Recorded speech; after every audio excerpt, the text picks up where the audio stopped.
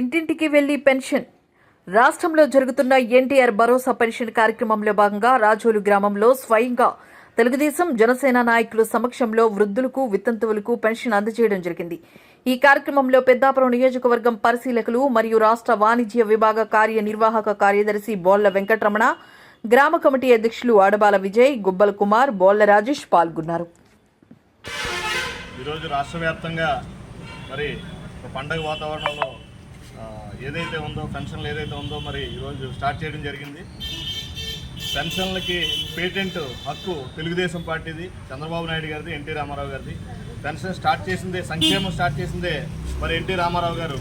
ఆ రోజు 35 రూపాయలతోటి మొదలుపెట్టినటువంటి పెన్షన్ చంద్రబాబు నాయుడు గారు వచ్చిన తర్వాత 75 రూపాయలు చేయడం జరిగింది.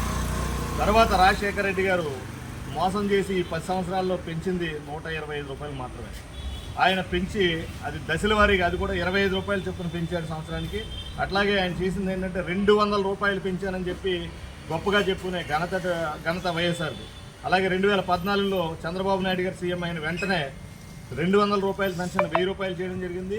అలాగే 1000 రూపాయల పెన్షన్ని 2000 పెంచడం జరిగింది. అంటే 10 రెట్లు చంద్రబాబు నాయుడు గారి టైంలో 2014 నుంచి 19 టైంలో 10 రెట్లు పెంచి 2000 రూపాయలు చేయడం జరిగింది.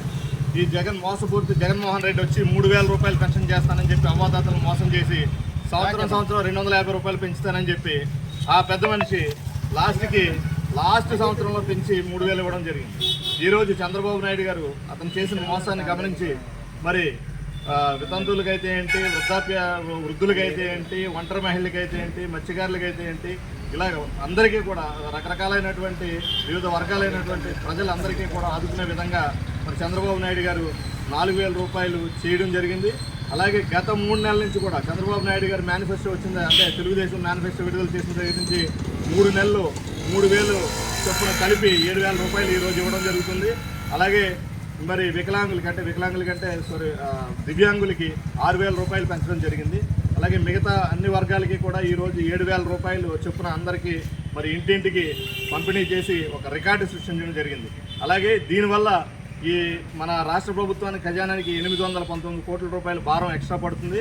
ఈరోజు ఒకే రోజు 4400 పైచీలకు మరి కోట్ల రూపాయలతోటి ఈరోజు పెన్షన్ పంపిణీ చేయడం జరుగుతుంది. అందువల్ల ఈరోజు అందరూ కూడా చాలా ముఖ్యమంత్రి గారి దగ్గర నుంచి డిప్యూటీ సీఎం దగ్గర నుంచి మంత్రులు, ఎమ్మెల్యేలు, కార్యకర్తలు, నాయకులు అందరూ కూడా ప్రజలతో మమేకమై ఈరోజు ఒక పండగ వాతావరణంగా మరి అందరూ కూడా ఇంటింటికి వెళ్ళి మరి ఈరోజు పెన్షన్ ఇవ్వడం జరుగుతుంది.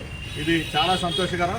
పేద ప్రజలను ఆదుకోవడంలో తెలుగుదేశం ప్రభుత్వం ఎప్పుడూ ముందుంటుంది. చంద్రబాబు నాయుడు గారు ఎప్పుడూ కూడా పెద్ద కొడుకుగా ఈరోజు మరొకసారి నిరూపించుకున్నారని తెలియజేయడానికి గర్వపడుతుంది. మరిన్ని అప్డేట్స్ కోసం please subscribe our channel VST news.